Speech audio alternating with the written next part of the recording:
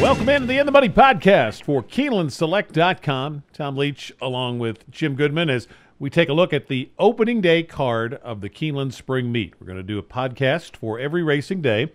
We'll take a look at the feature as well as the late pick four. And we are going to start with the Kentucky Utilities Transylvania, the opening day feature. 3-year-olds going 1 mile and a 16th on the turf course. And Jim analyzed it from the 12-hole for Chad Brown. Actually, the 13-hole is going to be probably the solid favorite in here, but this is a talented-looking bunch. Can you beat the favorite? Well, I mean, if he runs his race, probably not. I mean, the outside post hurts him, but he's really never really been behind. His maiden win in October, he was half length off after a half mile, won by 6 1/4. He won by 4 1/4 at Del Mar and the Cecil B. DeMille. I heard a rumor that they may not run him if the weather is not great, but the weather is going to be good on Friday. It's going to be 56 degrees, so Friday's going to be the best day of the weekend. So he's going to be a big favorite in here. I think Murad, the one horse, Pletcher coming out of that Palm Beach at Gulfstream, just barely won, but beat a nice little horse called Speed Franco, who had won a couple races in New York, and then Therapist came back and won. So the horse that ran third came back and won. So Murad, I think, has a shot in a much better post position. You don't know how Gulfstream's form holds up versus the West Coast, but Gulfstream horses coming off that turf down there do very well at Keeneland, so I'm going to use Murad. I'm also going to use Tiger's Rule here. I think Tiger's Rule, although the numbers are light, he almost won the Bourbon at Keeneland last year on a sloppy track, taken off the turf, then came back after being off since October, ran on February 25th in an optional claimer at Fairgrounds and won that race, sets him up very well for this one. You have a hint that he's going to jump up and run big here. Maybe overclass, but I think he's got a shot. And then Determinant at the 6 is cross-entered in the Bluegrass, but he's only also eligible and probably will not run. Lightly raced, but improving for Mark Cassie. So I think he's got a shot. But Analyze, it's going to be the obvious favorite here. I'm going to use a couple more in the pick four when we get to that, though. I am going to try to beat the favorite with Murad for Pletcher, the much better post position. It's the first thing I like. And then this horse has accomplished a little more, won the Grade 3 Palm Beach and beat a really good field, as you mentioned. And if the turf course is a little less than firm, he's won on good turf before. But coming out of those Gulfstream races, especially that last one, which is a really tough bunch, and better post position, I think he's played a tougher schedule, if you will, and I think you'll get a better price. So all of that is too much to overlook for me, so I'm going to take Murad, Analyze it, got to be the one to beat, certainly. Captivating Moon, I remember from last fall in doing some interviews with trainers. I know they were real high on this horse coming into the fall meet here at Keeneland. So he got his best buyer of his career in his last time out at Tampa. So off that, I'm going to include this horse probably more underneath than for a win candidate. Admiralty Pier, I think, has some talent. We interviewed Barb Minshall for the Today at Keeneland show. It's a new feature that is going to replace the old Today at Keeneland show, which recapped the races. This will be a preview show that'll be for the simulcast feed and at Keeneland.com and on the app. It starts at 11:30 Eastern Time each morning. And we interviewed Barb Minshall, and she's real high on this horse. So I think Admiralty Pier is one that could run big in here, but hard to see anybody other than Murad or Analyze it winning here, and I'm taking Murad for the better price, and I think might have just even a little better credentials too. The 7th race is where the late pick 4 starts. It's a maiden race for 3-year-olds, and I thought the 1, 2, and 3 were the 3 in here. I went with the 1 Karat for Cassie. 3 Bullet Works. It looks like he should be ready off the layoff, and I took him. But the 1 and the 2 I would also use. 8th race is a non-winners of 3 allowance event for fillies and mares. I thought this was a tough spot. I ended up landing on a Stroll in the Park for the win, both the class drop from Oaklawn, but I think Miss Kentucky, her best race ever was here, so you got to include her. Charan, I think, has a little bit of a chance at a price. Dreamin', the 3. Sister Can, the 6.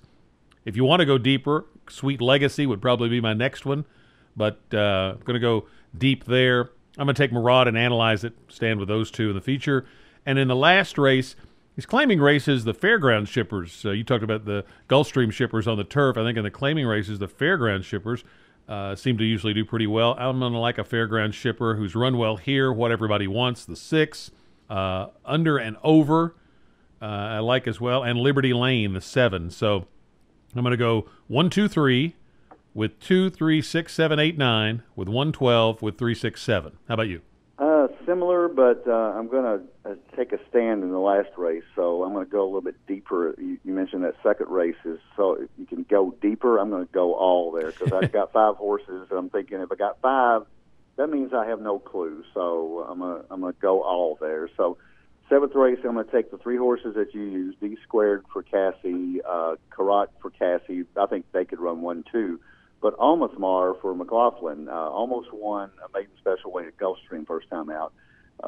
Gets the other Ortiz back, Irad versus Jose, which is a even trade, I think. And was on the wrong lead at the end of that race and still almost hung on. Excuse me. And so I'm going to use 1, 2, 3, but I'm also going to use Moon Unit for Ron Moquette. I thought that race at Fairgrounds had a terrible start and then finished up okay, got beat by 8 1/4. Looks like they got back in the race, and then they didn't use him anymore, which is always a good angle.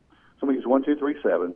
I'm going to go all in the second race. I think the pick there, if you want to go slimmer than that, I think Dreamin' for Mike Baker with 7 lifetime wins, almost won last time out at Churchill, been off for the winter, and ran in some nice races last year, Prairie Meadows. So that would be my pick in there, but I don't think there's a single. Miss Kentucky is one at Keeneland. Char ran for Tomlinson. Sister Can for Lannery and Flint, back-to-back 90 buyers. So I'm just going to hit the all button in there, so that's 9 of them. So, and then I'm going to take 4 horses in the Kentucky Utilities Transylvania, the ones that we talked about. And if I were narrowing my ticket down, I would use Murad, the 1, and analyze it to 12. They would be my top 2 picks, and it's hard to separate those 2. The other 2 I would use is Tiger's Rule for Vicky Foley and Determinate if he runs here. I just think that they think a lot of this horse is lightly raced. So 1, 2, 6, 12. In the last race, I don't have much money left, so I'm going to single the last horse that you mentioned, Liberty Lane. I think this horse drops out of a $25,000 claimer to his lowest level ever. If you go back in May of last year, he won an Optional 25 claimer at Pimlico on a muddy track. And then he's very, very consistent. So I think dropping to 10,000, there's a lot of horses moving up here. I don't like horses going from 5,000 claimers at a minor track to a 10,000 claimer at Keeneland.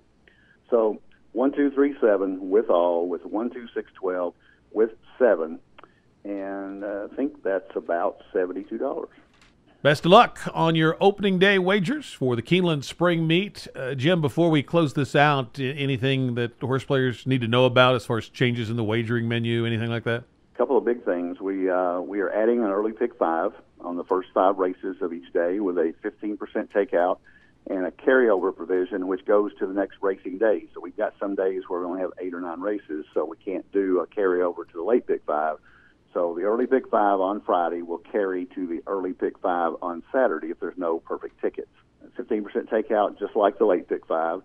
On Friday, also, the first time we will have a $1 Super High 5 instead of a 50 cent, trying to get some carryovers there in a bigger jackpot. And the last thing we want to talk about is we have lowered our takeout back. We listened to the players last fall after we increased our takeout.